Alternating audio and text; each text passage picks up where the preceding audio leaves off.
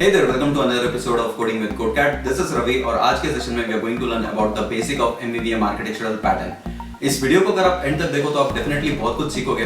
You will not only learn about MVVM pattern but you will also learn about what are the right technical decisions and the right technical questions that you need to ask whenever you are selecting the architectural pattern for your project. Now before we begin with the video, if you like the work that I am doing, if you like the videos that I am making, then please do subscribe to the channel and share it with your friends. That being said, let's begin our today's session.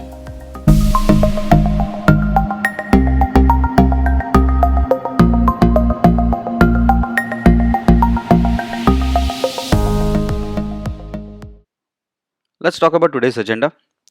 एमवीवीएम सीखने से पहले हमें ये सीखना होगा कि architecture pattern कैसे select करते हैं आपके प्रोजेक्ट के लिए. And then we are going to talk about the issues with MVC की एमवीसी पैटर्न में क्या इश्यूज है because of which every developer wants to try MVVM pattern. Then will talk about what is MVVM. यहाँ पे हम लोग बात करेंगे कि एमवीवीएम काम कैसे करता है, what are the different components that are involved with MVVM. And with MVVM there comes a new concept which is called as two-way binding. तो ये two-way binding क्या होता है and how this is working with MVVM and how this is benefiting us as a developer, तो उसके बारे में भी हम लोग बात करेंगे. This is my favorite question that I get asked a lot कि अगर मैं MVC पैटर्न से MVVM पैटर्न पे शिफ्ट हो जाता हूँ तो इससे मेरी कोडिंग स्किल्स इंप्रूव होगी क्या, क्या मैं एक बेटर प्रोग्रामर बनूंगा. तो उसके बारे में भी हम इन डेप्थ बात करेंगे. And then comes the interview question like when to use MVVM. MVVM ऐसे कौन से सिनेरियोज हैं, ऐसा कौन सा रिक्वायरमेंट है प्रोजेक्ट का जहाँ पे यू विल से कि नहीं इसको MVC से नहीं कर सकते, इसको MVVM में ही करेंगे. So that being said, let's begin. The first topic is choosing the right architecture pattern for your project. और इसके लिए मैं एक एग्जांपल देना चाहता हूँ. तो जब भी हम घर खरीदते हैं तो what we do is we inspect every single details, जैसे कि घर का लोकेशन, उसका इंटीरियर, लोन अमाउंट. हम लोग नियर बाय हॉस्पिटल्स और स्कूल्स भी देखते हैं. और ये बोलना सही होगा कि सारी एक्टिविटीज़ एक दूसरे से रिलेटेड होती हैं कि अगर लोन ही नहीं मिला तो घर घर नहीं मिलेगा, और अगर घर ही नहीं रहा तो फिर इंटीरियर प्लानिंग वगैरह करके कुछ मतलब नहीं है. And I can easily say that computer projects are also like that. जब भी कोई नया प्रोजेक्ट आता है तो what we have to think about is a lot of things. Basically जो सबसे पहली चीज़ हमें सोचनी चाहिए कि प्रोजेक्ट की रिक्वायरमेंट्स क्या है और ये प्रोजेक्ट यानी कि ये प्रोजेक्ट करता क्या है. Basically high level requirements.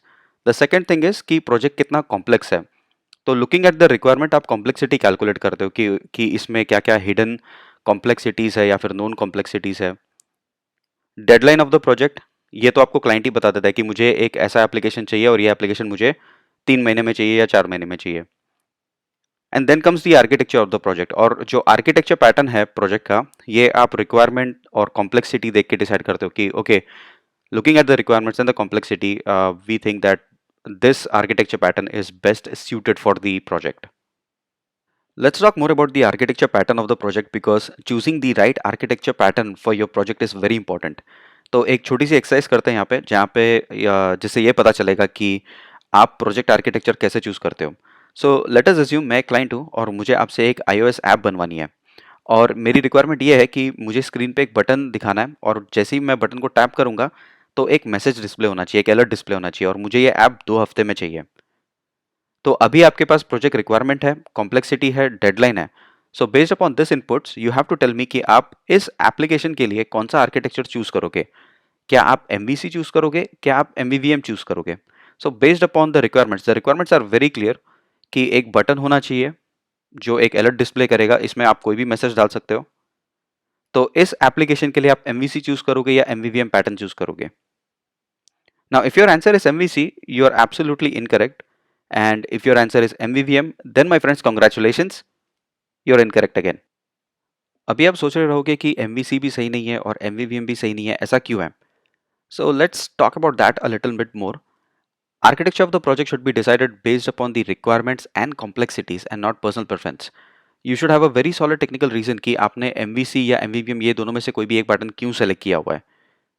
These are some of the questions that I ask myself जब भी मैं कोई भी नया प्रोजेक्ट आता है और मैं उसका आर्किटेक्चर पैटर्न डिसाइड करता हूँ कि whether we have to select MVC or MVVM, then these are few of the questions that I ask myself कि प्रोजेक्ट का स्कोप क्या है. चलो हम क्या करते हैं, हमारा प्रोजेक्ट एनालाइज करते हैं कि एक सिंपल सा बटन था, उसमें अलर्ट दिखाना था, तो हमने MVC भी सेलेक्ट नहीं किया, MVVM भी सेलेक्ट नहीं किया. And what are the technical reasons behind that. तो सबसे पहला क्वेश्चन ये है कि स्कोप ऑफ द प्रोजेक्ट. जो रिक्वायरमेंट्स थी वो काफ़ी छोटी थी, उनमें कोई कॉम्प्लेक्सिटी एज सच नहीं थी. सिर्फ एक बटन और अलर्ट था, so we can conclude that the project is very simple and the requirements are defined with no hidden complexities, right? The second question is that कि क्या मेरा पैटर्न, लेट्स से अगर मैं एमवीसी सेलेक्ट करता या फिर एमवीवीएम select करता, तो ये दोनों पैटर्न कितना वैल्यू ऐड कर रहे थे मेरे प्रोजेक्ट के लिए। तो सबसे पहले शुरू करते हैं एमवीसी से। तो अगर मैंने एमवीसी सेलेक्ट किया होता तो MVC stands for model view controller, और in our example we have a view controller, but आप मॉडल किस चीज़ का बनाओगे, और मॉडल आपने बना भी दिया तो उस मॉडल में आप ऐड क्या करोगे? So MVC is not the architecture pattern for this project. And the same question I ask with MVVM, कि how is MVVM adding value to my project?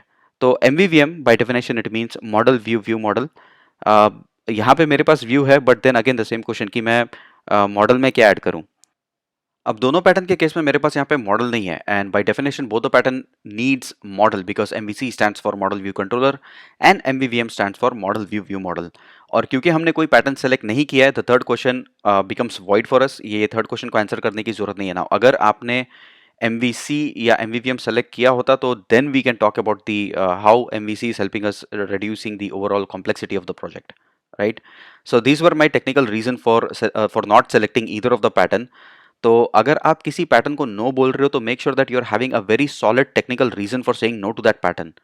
अगर आपने हमारे एग्जाम्पल प्रोजेक्ट के लिए कोई पैटर्न ऐड भी कर दिया है, आपको ऐसा लगा कि नहीं यार ये सही नहीं है, हमें एमवीसी या एमवीवीएम के साथ we should definitely implement MVVM या MVC in this example as well, तो मेरे ख्याल से इतने सिंपल प्रोजेक्ट के लिए कोई भी आर्किटेक्चर पैटर्न ऐड करना सही नहीं होगा, because you are making this project complex for no reason.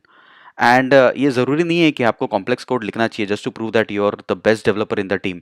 The fun lies in making things simple and not complex, right? So let's move on to our next slide, and we are going to talk about the issues with MVC, or should I say poor implementation of MVC. मैं जब भी किसी experience developer का interview ले रहा होता हूँ तो what I do is I always ask them this question कि tell me one reason why I should be selecting MVVM and not MVC. And these are the most common answers that I hear कि अगर आप MVC select करते हो तो you get huge view controllers, tight coupling, code is not testable, it is very hard to maintain. और ये सब points पे मैं 2 मिनट बोलना चाहता हूँ। So let's start with huge view controllers. ये सच है कि एमवीसी में आप व्यू कंट्रोलर में business logic, validation, API call, database call, ये सब कुछ ऐड कर देते हो, और अगर आप ये सब ऐड कर रहे हो तो डेफिनेटली आपका number of lines of code increase होगा। But we never think before we code, and that's the reason why we are seeing this huge controllers. आप डेटाबेस, वैलिडेशन, एपीआई सब कुछ एक ही कंट्रोलर में लिख रहे हो, और उसके बाद क्या कर रहे हो, आप कॉपी पेस्ट कर रहे हो ये सेम कोड, जिसको आप एक अलग स्ट्रक्चर में लिख सकते हो और उसकी एक यूटिलिटी बना सकते हो। आप सेम कोड आप हर एक व्यू कंट्रोलर में कॉपी पेस्ट कर रहे हो, and that is the reason why you end up with a huge view controllers.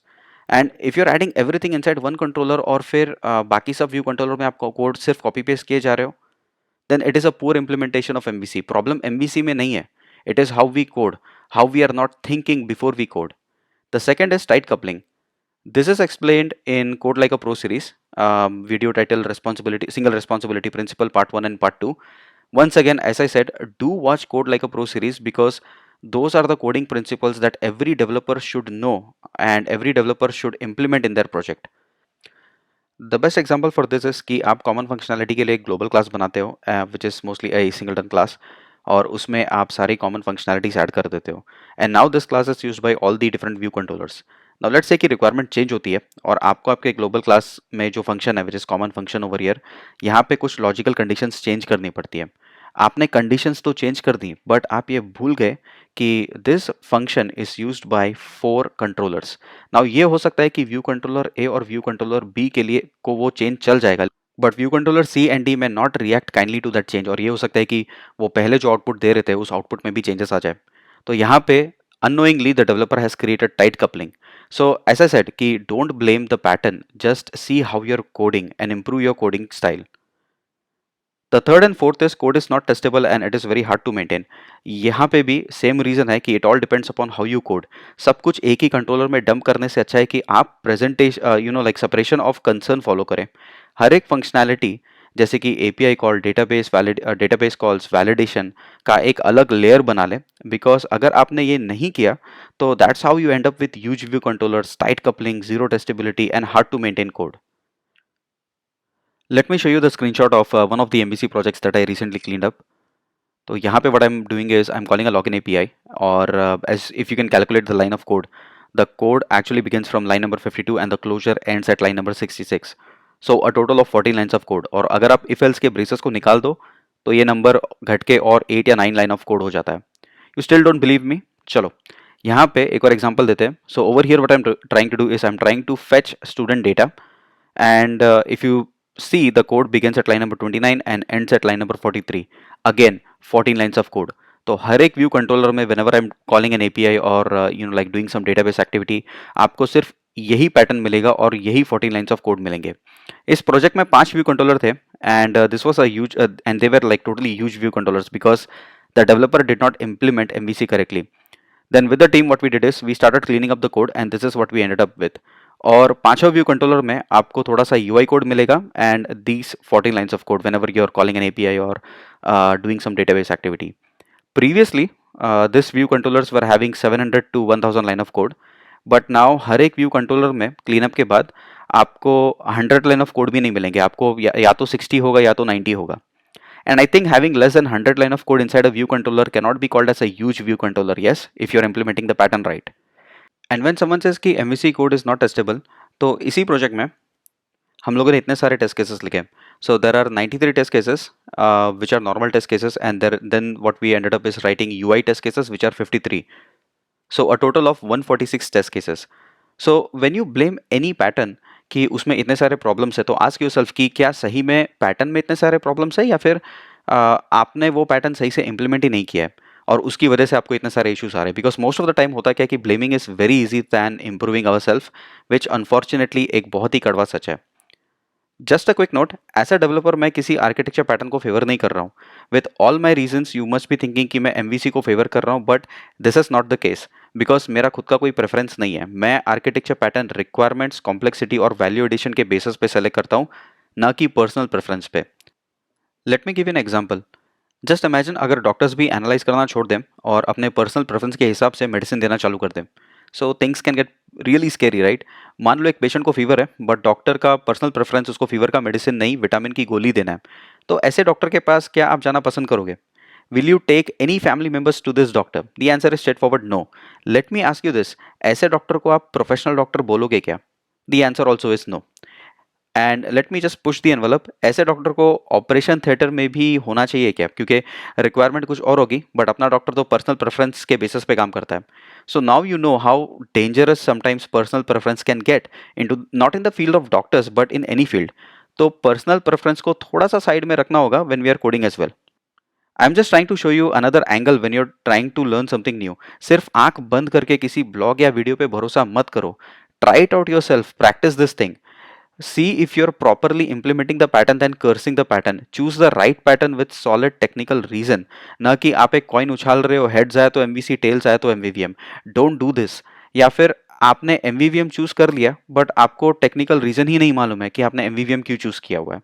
And speaking of MVVM, let's talk about MVVM. MVVM stands for Model View View Model, and MVVM is not a design pattern. As you can see, MVVM is a software architecture pattern. और बहुत सारे developers इससे confuse हो जाते हैं कि MVVM architecture pattern है या सॉफ्टवेयर डिजाइन पैटर्न है. एंड इसका जो डिफरेंस है कि आर्किटेक्चर पैटर्न क्या होता है और डिजाइन पैटर्न क्या होता है, इसके ऊपर मैंने एक वीडियो बनाया हुआ है. So what you can do is you can go to my channel.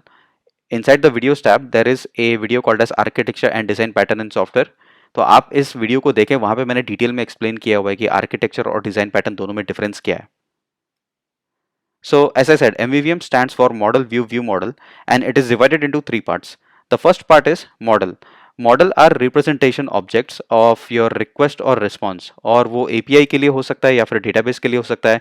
And you have seen me create models for request and response in the API series. API series में अगर आपने देखा होगा कि मैं request object बनाता हूँ फिर response object बनाता हूँ. Those are nothing but models. The second portion is view. This layer deals with UI of your application. Different developers look at this layer differently. कुछ व्यू कंट्रोलर्स ऐड कर देते हैं, कोई एक सेपरेट UI व्यू ऐड कर देता है यहाँ पे. Both approaches are fine as long as आप इस लेयर में कोई बिजनेस लॉजिक या कोई वैलिडेशन ऐड नहीं कर रहे. And will see more on the view when we are actually looking at our demo.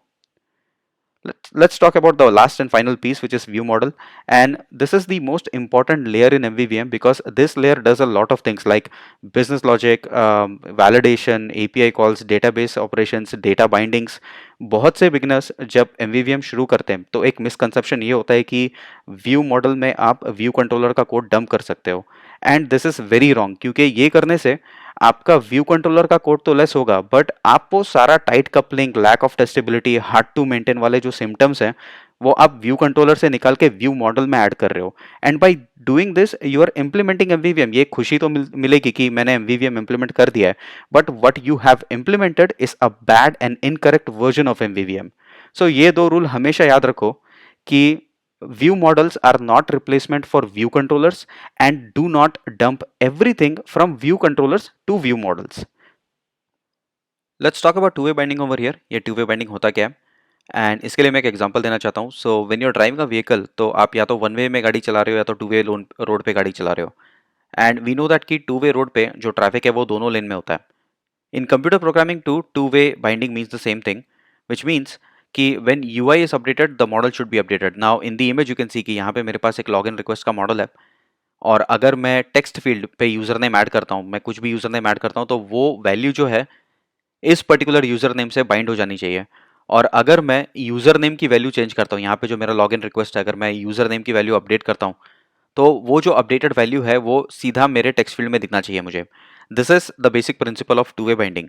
And when I was working on Xamarin, in that technology बहुत ही आसान है ये करना, क्योंकि उनका जो फ्रेमवर्क है by default to way binding support करता है, तो ये बहुत ही ईजी हो जाता है इम्प्लीमेंट करना। And if you working on hybrid mobile application, तो आप ऑलरेडी एंगुलर जेएस में इसे एक्सपीरियंस कर चुके हो, रिएक्ट जेएस में इसे एक्सपीरियंस कर चुके हो, और ये बाय डिफॉल्ट ये टू वे बाइंडिंग इन दोनों टेक्नोलॉजीज में सपोर्ट होता है। बट स्विफ्ट के बारे में आप ऐसा नहीं बोल सकते, क्योंकि स्विफ्ट में अगर आपको टू वे बाइंडिंग सपोर्ट करना है तो आपको खुद का कोड लिखना पड़ेगा बाय यूजिंग ऑब्जर्वर पैटर्न, या तो फिर आप थर्ड पार्टी लाइब्रेरी यूज कर सकते हो जैसे कि RX स्विफ्ट या फिर रिएक्टिव किट है। And if you have worked with NS notification observer, तो आप इनडायरेक्टली ऑब्जर्वर पैटर्न के साथ काम कर चुके हो। अब आप पूछोगे कि वन वे ट्रैफिक क्या है यहाँ पे। So the one way traffic over here is MVC। Why? Because MVC में कोई व्यू मॉडल कंपोनेंट नहीं है। Now there would be one more question कि टू वे बाइंडिंग और MVVM का क्या कनेक्शन है। वेल, टू वे बाइंडिंग के लिए आपको ऑब्जर्वर पैटर्न पता होना चाहिए, but for now I can say that कि it helps your UI to be more real time. हमारे नेक्स्ट डेमो में we will surely see two way binding, because it is very important कि अगर आप MVVM implement कर रहे हो तो you have to use two way binding. But आप बिना टू वे बाइंडिंग यूज किए भी MVVM पैटर्न इंप्लीमेंट कर सकते हो, but I would say that is not pro level MVVM. It will be just some plain vanilla version of MVVM, which should be okay for few apps. But अगर आप MVVM use कर रहे हो और अगर आप टू वे बाइंडिंग यूज नहीं कर रहे हो तो ऐसा नहीं चलेगा। It is not pure version of MVVM. Why am I pressing more on two-way binding is because that feature is pretty amazing, and आपको कोई एडिशनल कोड लिखने की जरूरत नहीं है या फिर टेबल रिलोड्स मैनुअली लिखने की जरूरत नहीं है, वो अपने आप होता है। And this is all thanks to the observer pattern. बहुत से डेवलपर हर बार मुझे यही पूछते हैं कि अगर वो MVC से MVVM शिफ्ट हो जाए तो क्या वो एक अच्छे डेवलपर बन सकते हैं, क्या क्या MVVM उन्हें एक अच्छा डेवलपर बनाएगा। सो इस क्वेश्चन का आंसर मैं एक एग्जांपल के साथ देना चाहता हूँ, और वो एग्जांपल ये है कि लेट्स से आप कार खरीदने जाते हो और आप देखते हो कि जो कार का एक्सटीरियर है वो बहुत ही सॉलिड है, वो कार्बन फाइबर से बना हुआ है और उसकी फिनिशिंग क्वालिटी एकदम अच्छी है। तो अब आप कार का इंटीरियर भी देखना चाहते हो, बिकॉज अगर एक्सटीरियर इतना अच्छा है तो इंटीरियर की एक्सपेक्टेशंस भी बढ़ जाती है कि इंटीरियर भी बहुत ही अच्छा होगा। बट होता क्या है कि जो इंटीरियर जब आप ओपन करते हो गाड़ी को और आप देखते हो कि जो इंटीरियर है वो बहुत ही लो ग्रेड और लो क्वालिटी मटेरियल से बना हुआ है। So now my question to you is कि will you buy that car? और ये बहुत ही स्ट्रेट फॉरवर्ड आंसर होना चाहिए that you won't buy that car. The reason why we did not buy that car is because हमें interior और exterior दोनों अच्छा चाहिए, right? So this is the reason why we did not buy that car. And one more reason why you rejected the car is because value for money. अगर आप वो car ले लेते तो was it worth to spend that much money for that car, जो सिर्फ बाहर से ही अच्छा दिखता है और अंदर से इतना लो ग्रेड मटेरियल से बना हुआ है। So the expectation and value for money were the two reasons why you said no for that car.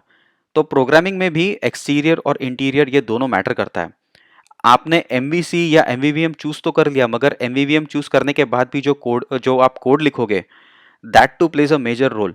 और अगर इतना अच्छा पैटर्न चूज करने के बाद भी अगर हम लो क्वालिटी कोड लिख रहे हैं तो इसमें गलती किसकी है? पैटर्न की गलती है या डेवलपर की गलती है? इसलिए मेरे सारे वीडियोस में कहीं ना कहीं मैं हमेशा ये बोलता हूँ कि आपका फोकस हमेशा क्लीन कोड लिखने में होना चाहिए. And for that you need to think before you code. You need to write test cases for your code. You need to watch my Code Like a Pro series to know more on solid principle and improve your coding skill. Now the question comes कि आप MVVM कब use करोगे? I would say कि small projects के लिए मत use करो. Analyse करो कि आपके प्रोजेक्ट को क्या सही में MVVM की ज़रूरत है. And my take on this is कि अगर मेरा प्रोजेक्ट मॉडरेटली कॉम्प्लेक्स है तो I will definitely go ahead and use MVVM. Now you must be asking कि ये मॉडरेट कॉम्प्लेक्स एप्लीकेशंस होते क्या हैं. So by definition it means कि कोई भी अगर एक ऐसा प्रोजेक्ट है जिसे 4 से 6 महीने लगते हैं कंप्लीट होने के लिए and the team size that is needed for that project is 4 to 10 members, then eventually that project falls under the category of moderately complex. There is one more category which is simple projects. और simple projects वो होते हैं जिसे 3 महीने से भी कम के time में आप कंप्लीट कर सकते हो and the team size can be 2 to 4 members. तो इस तरीके से लाइक प्रोजेक्ट की कॉम्प्लेक्सिटी आप डिफाइन कर सकते हो. Now defining a project complexity may be a different topic for like some other video, but for now I think you got the gist of it. Now there is no stopping a person from selecting any pattern for his project. एक developer simple project के लिए जो मर्जी वो pattern select कर सकता है. But as I said, बिना एनालाइज किए, बिना स्ट्रॉन्ग टेक्निकल रीजन के अगर आप कोई भी पैटर्न ऐड कर रहे हो तो आप में और वो डॉक्टर में जो पर्सनल प्रेफरेंस के बेसिस पे दवाइयाँ देता है कोई डिफरेंस नहीं है. और बिना एनालाइज किए काम करना is the act of being unprofessional and not being honest with your job. This session was very important क्योंकि I wanted to clear a lot of things. कोई भी पैटर्न बुरा नहीं होता, आप उस पैटर्न को कैसे इंप्लीमेंट कर रहे हो उस पर डिपेंड करता है. आप कोई भी आर्किटेक्चरल पैटर्न आपके मूड पे या फिर आपको इंटरव्यू में किसी ने पूछा है इस पैटर्न के बारे में, उसके बेसिस पे आप प्रोजेक्ट में वो पैटर्न मत डालो. Analyse the project requirements, complexities. जो पैटर्न आप सेलेक्ट कर रहे हो क्या वो सही में राइट पैटर्न है आपके प्रोजेक्ट के लिए, ये सारे क्वेश्चंस आपको अपने आप से पूछने चाहिए. Now at the start we did an exercise जहाँ पे we know the technical reason कि हमने MVC एंड MVVM दोनों पैटर्न हमारे एग्जाम्पल प्रोजेक्ट के लिए सही नहीं थे. और वो क्यों सही नहीं थे? So make technical decisions when you are selecting an architecture pattern. किसी भी पैटर्न की गलतियां निकालने से पहले खुद से एक बार एनालाइज कर लो कि क्या आप सही में वो पैटर्न को अच्छे से इंप्लीमेंट कर रहे हो. वरना आप MVC या MVVM सेलेक्ट तो कर लोगे, बट ये सारे पैटर्न सेलेक्ट करने के बावजूद भी अगर आप कोई डिज़ाइन पैटर्न फॉलो नहीं कर रहे हो तो उस केस में गलती आर्किटेक्चर पैटर्न की नहीं है.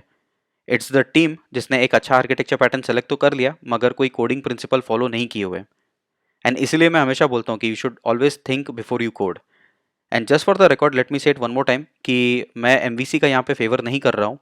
आई choose architectural pattern based upon the complexity, requirements and value addition, not because I have any personal preference.